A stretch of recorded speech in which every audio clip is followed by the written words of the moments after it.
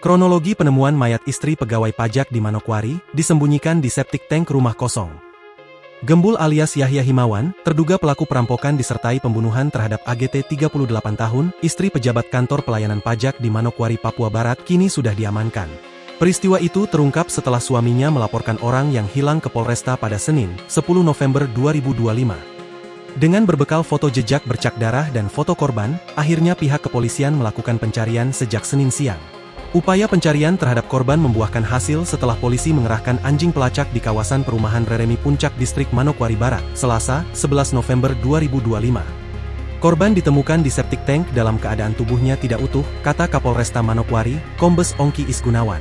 Disebutkan jika septic tank itu berada di sebuah rumah kosong yang berjarak sekitar 300 meter dari tempat kejadian perkara, atau rumah kontrakan korban.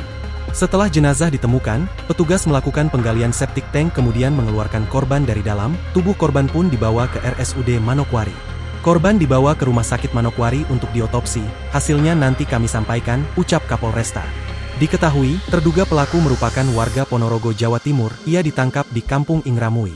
Upaya pengejaran Gembul alias Yahya atau pelaku terus dilakukan dengan melibatkan tim gabungan Polresta Manokwari dan Jatanras di Treskrimum Polda Papua Barat. Diduga pelaku merupakan orang yang pernah bekerja di rumah korban sebagai tukang bangunan. Kini pelaku sudah diamankan di tahanan Polresta. Motif kami masih dalami, ucap Kombes Ongki. Polisi menduga peristiwa tindak pidana perampokan disertai dengan penculikan ini terjadi sekitar pukul 12.30 WIB saat suami korban berada di kantor daerah Arfai Manokwari.